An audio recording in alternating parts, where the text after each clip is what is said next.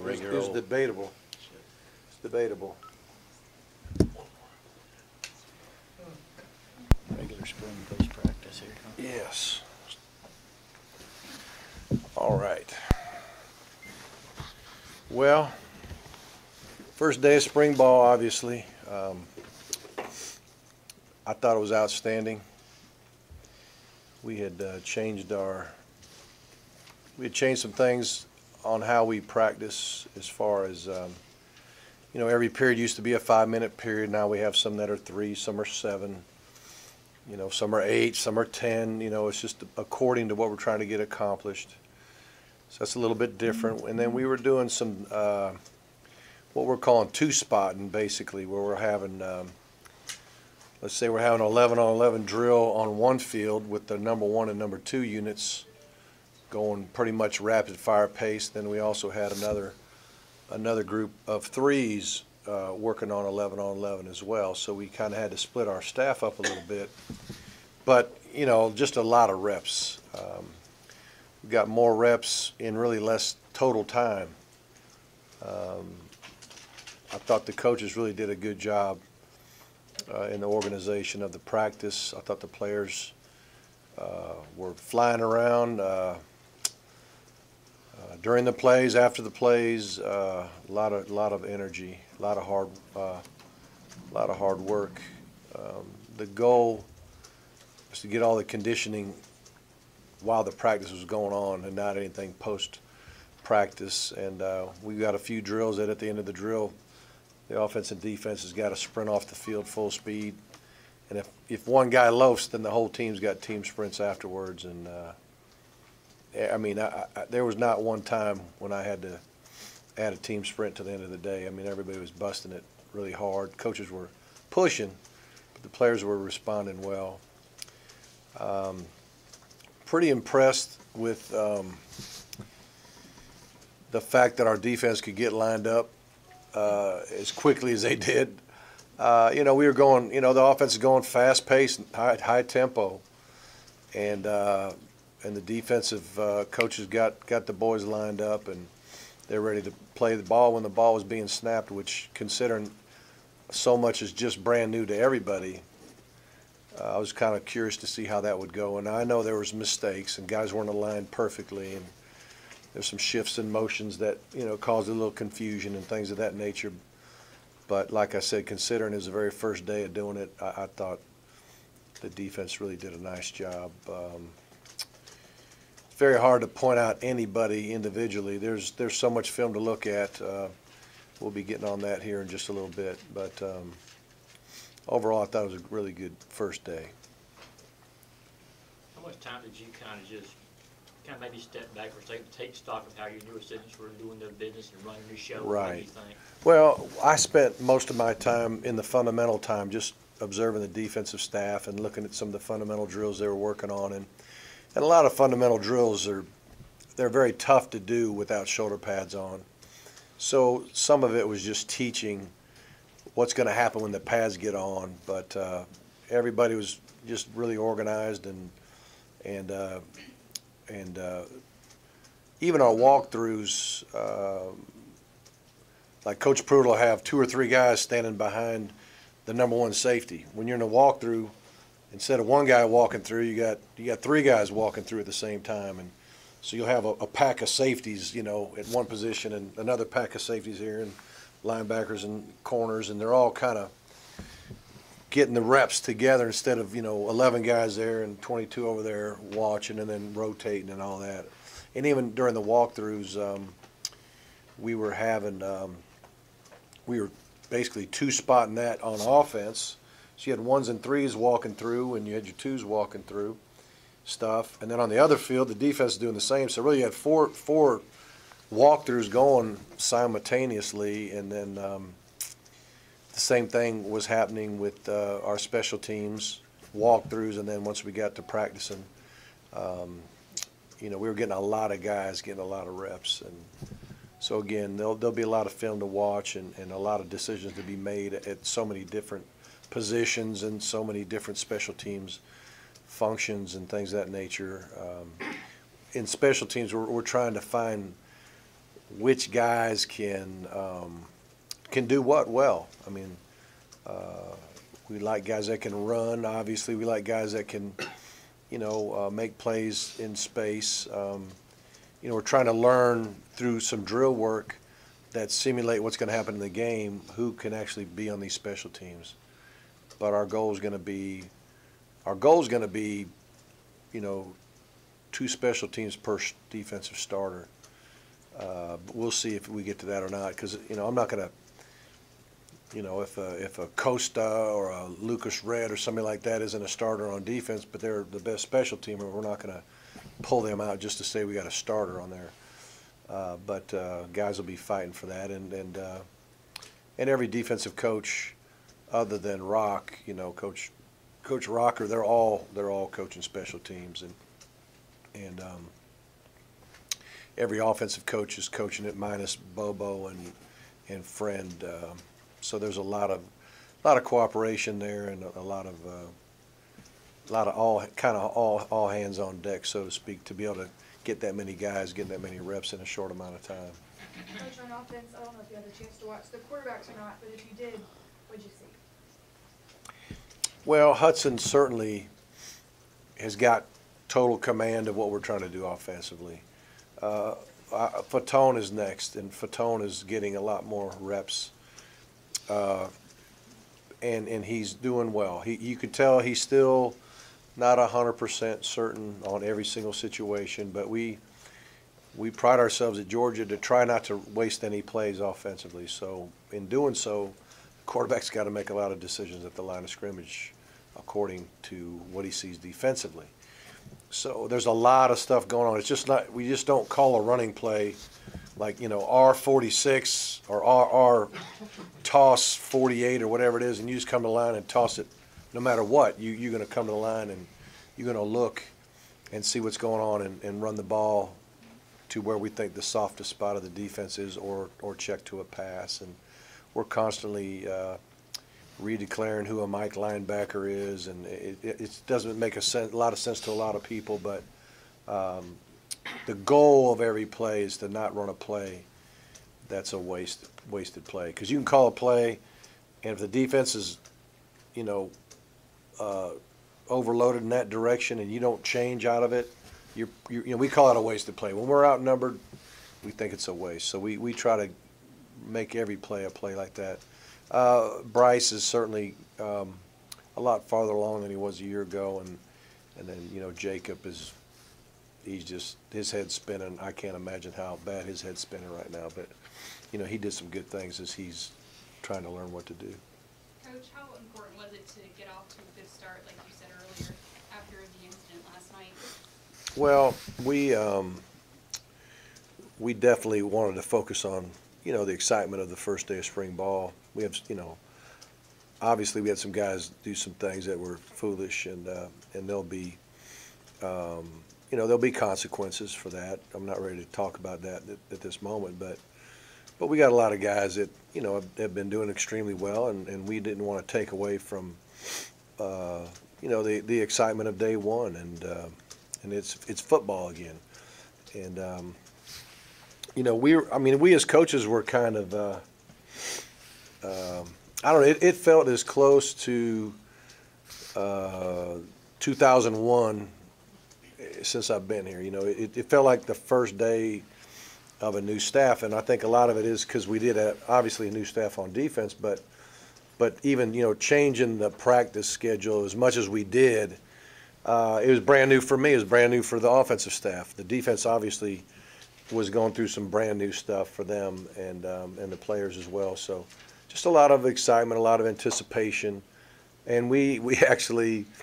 What's today? Tuesday. So Monday, yesterday, we got in the staff meeting. We went over the practice on the board. Talked about where everybody's going to be at every period, and then we went out in the field, and as a staff, and we walked through it all, where everybody was going to be, and then at the end of the player meetings, we took the players out there, and we just kind of walked and said, "This is where this drill is going to be. This is where this drill is going to be. This is what we're going to do period 4, 5, 6, or whatever." So we kind of dress rehearsal at least where everybody's going to be throughout the practice.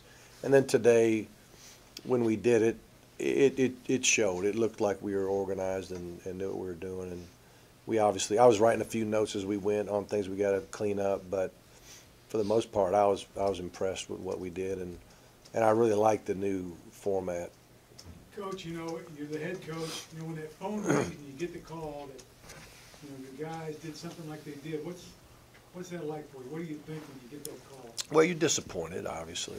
You're disappointed, and then you just, you know, you got to decide, start deciding, you know, what you're going to do about it. And you know, at Georgia, we've never tried to hide things. I mean, if somebody makes a mistake, then we clean it up. We don't hide it. And you know, in due time, everybody's going to know what's going to happen because of it. And you know, some things when it comes to discipline are very public, and some things aren't. You know, and I'm not sure exactly where this is going to fall, but if there's something that we need to let everybody know, we'll let you all know. Is just the fact that all four of you guys were out there playing today, is that indication that they're not going to be subject to dismissal? I would just say that you know, there's always a process that I go through before I make a decision, and sometimes it happens rapidly and sometimes it doesn't. So I'm not going to say anything other than, you know, if there's something I need to report to everybody, I will. Do you ever get tired though having to defend your program because invariably when something happens, shots come from the outside that maybe... Well, everybody wants to do that, and you know, it's. I think that if you took 125 students at Georgia or anywhere else in the country and you said, I'm going to follow these 125 people and I'm going to see what they do, I think you'd probably find a little bit of this and a little bit of that along the way. You know, but because our guys are so, you know, our sport is high profile, the SEC is high profile, Georgia, you know, is high profile, and you know, every time something happens, everybody knows about it, and so we deal with it. You know, these guys are not going to be perfect. I know that. If they do something that you know, needs discipline, we're going to give it. We're going to do that. If it causes a guy not to be at Georgia, then that's what will happen. If it causes a guy to lose playing time, we'll do that. If it causes a guy to, you know, have some other form of discipline internally, then we'll do that. But again, we're always trying to, you know, there's going to be a form of punishment, of some form of education, and then, you know, most of the time we're going to love them. Well, we're going to love them anyway, even if a guy's got to leave Georgia. I still love those guys, but, you know, I'm not saying it's going to happen in this case, but when it comes to discipline in general is what I'm talking about. And so, you know, we're going to do what we think is the most appropriate thing to do, and go from there. Coach, that disappointment you talked about, I mean, is that just from the standpoint of you bring these guys into your program and kind of a feeling of, well, you know, have I let these guys down at all or something like that? No, I mean, it's just like, maybe anybody who's a parent, you know, if one of your children do something that they're not supposed to do, you know you told them not to, but they do it anyway. You know, some of them learn by watching, some of them learn by doing, you know, and so, but if you have, you know, if one of your children makes a mistake, you know, it hurts. It hurts. But then you gotta be responsible, a parent, and you gotta discipline them. And again, you punish them in some way. In my opinion, you punish, you educate, and you love them, and that's what we do. So, and I think what happens too is, you know, like, you know, a lot of our policies are stiffer than most people's, you know. So, if you're gonna aggressively go after certain things, then sometimes sometimes your business becomes a little more public than you want it to be. But in the meantime, you don't want to act like it didn't happen. You know, you want to. I mean, we're gonna address everything head on and handle it appropriately and move on from there. But that's just part of the learning process. But it's you know, it's a distraction. I imagine there's more people here today because of that. I don't know. Maybe y'all wanted to hear about football. But that's about all I'm going to say on that. So if we want to talk about football again, I'll keep talking. Looked like a real good turnout in terms of injured guys. I don't know how limited Todd Gurley was. There was some question about that early on. And Yeah. Malcolm running around pretty good. Yeah, Todd didn't do anything in the mat drill program. He did. Now, he was there every morning. Just to help everybody understand, if you can't do the mat program, everybody's still there at the same time, and Ron will have some type of exercise that guys can do that will push them and all that. But now that in the summertime we're allowed to have up to 8 hours of mandatory work, then anybody who missed the mat during our mat drill time, we had 10 mat drills. Actually 9 this year because of the weather kind of knocked one of them out. But if anybody didn't get 1 or 2 or 9 along the way, then they're going to make them up in the summer. And it's not to punish anybody. It's to help them, but it's also to let the rest of the team know that the guys that were doing it each morning, and when other guys weren't, they're over there riding the bike or whatever they're doing, they know that everybody's going to have to do the same amount of work in that area. But Todd was able to practice today, and you know, he made it through the whole practice pretty good, I thought. Bless you. We'll see how it goes once we start putting pads on and all that. I don't know if we'll have any limitations or not, but very few guys doing. I think the only 2 I saw that weren't in some kind of issue gear was Jay Rome and Justin Scott Wesley. I think we only 2. Everybody else was doing some type of work. Was Keith Marshall being able Well, to Keith, run the around? other one, Keith couldn't do anything. Keith Marshall was not able to. He did some little bit of drill work, or at least he was scheduled to do some, maybe some run polish or something like that, because he was in gear, and I think Ron said he could do a little bit of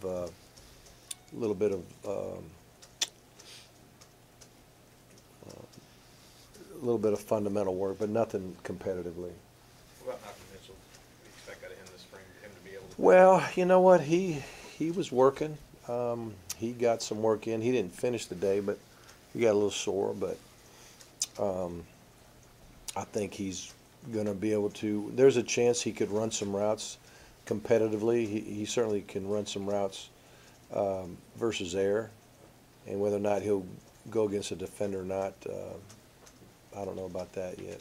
Some of the safeties that played a lot as young guys last year, did you get a chance to look at him today and how It was, I'll be honest, it was a blur. I mean, it was just so many things were happening at the same time, and half of my focus today was just to make sure everybody was getting to the right spots and keeping the practice moving along as we planned it. But just in general, I saw guys working hard, and guys just seemed to be really focused, and coaches were getting after them, and they were responding well. Where do you see Tramel Terry fitting in that safety competition as far as whether he'll play behind Trey or? Right. Well, I don't even know if Coach Pruitt knows that right this minute. Part of this process early on, like I was saying in special teams, is just trying to figure out who can do what, you know, and I think that's true of some of these other positions, especially guys that are, you know, crossing over from offense to defense. Tramel Terry, as we mentioned, and then, you know, J.J. Green. He looked pretty natural out there, I thought, as a corner. The little couple spots I saw. But there's just a lot of evaluation to go on to try to plug in everybody where they belong. On the offensive line, 2 questions. Was David Andrews out there today? Yeah, David had a class conflict, but he got there. Maybe it might have been after you guys were already gone, but he might not have been there when you were there. He's about the only guy. There's a couple guys, maybe some specialists, but as far as offensive linemen, are really not many guys have a conflict, because Tuesday, Thursday is our, you know, we schedule our academic people know on the front end that Tuesday, Thursday, Saturday is what we're shooting for. But if you have a major that has a class that just has to be done, and during that time, sometimes there's just no choice. And then in this case, there was no other choice but to have it. It's a Tuesday only class, and so Thursday he'll be fine. And of course, y'all may or may not know, but the next couple Saturdays, the school's in session to make up the ice days. And so this Saturday coming up is a Monday, Wednesday, Friday, I think, routine, and then the next Saturday will be a Tuesday, Thursday type day. So normally we'll practice earlier in the morning on Saturdays, but we won't be practicing during the time that classes are in session. So we'll be going a little bit later the next 2 Saturdays. Another, how do you envision Watts Dantzler's role now? Is he guard, tackle, maybe both? Yeah, he'll learn both, but right this minute, going into this season, I think his best shot's going to be at guard. But the fact that he's going to know both is going to be valuable, because you never know what happens injury-wise and all that type of thing. So we'll see. Does Coach Bubba want to get that number 2 quarterback spot solidified in spring? Is that something that will carry over to the season? Well, you know, let me just say this about the QB situation. Hudson's obviously ahead of everybody, but we don't want any position to think there's no chance that anybody can take my job or take playing time or whatever. So, I mean, we're telling everybody to compete for the starting job. We're not saying, hey, try to win this number 2 job. So, you know, I'm not trying to cause a controversy at all, because Hudson is clearly in the lead. And, you know, but it's going to be his job to keep it that way. It's going to be the other guy's job to try to close the gap. And I tell it to the rest of the team, too, because you know, there may be a guy that's a solid starter that, you know, the guy behind him might have been a freshman or even a redshirt freshman. But now maybe the guy behind him is going into his 3rd year, and he knows a lot more about how to play that position, and all of a sudden he's starting to sprout and blossom as a player. And so all of a sudden this starter might have been ahead of this guy because this guy didn't know as much. Well, now all of a sudden he knows as much. Now can he beat him out? Can he take some of his playing time? You know, so I'm telling everybody, you know, there's no scout teamers in the spring, you know. Everybody's competing for some type of job, and so hopefully that's what we're going to get. Coach, you talked about the energy of the players. You must have liked the energy, the animation that you saw from Jeremy Pruitt today. Yeah, Jeremy's you know, he'll get after it. I don't know if everything was on audio. Hopefully there's no audio out there when you all were there. But yeah, he shows some. Yeah, he's got energy, and he's got passion, and but you know, I think all of our coaches do, and we're coaching hard. I'm telling you, those guys are coaching hard, and everybody's being very demanding on what they're expecting, and so far, guys are buying in. But you know, somebody will probably fall by the wayside and say, oh, it's not worth it to me. We'll see. I hope that doesn't happen to anybody, but everybody better do it the Georgia way, or get on down the road, go somewhere else. Time for one more question. Anybody? Coach, have you put any immediate thought into who's going to maybe move up into that star position, whether it's someone like Quincy Locker, who's a strong safety Right. position, or You know what? I would just have to wait a little bit on that, and just like tonight, tomorrow we'll be watching all the film, and I'll be listening to what Coach Pruitt has to say about that type of thing. But right this minute, I couldn't give you a good answer. All right, gang. We'll see y'all. We'll make sure not to run that on you.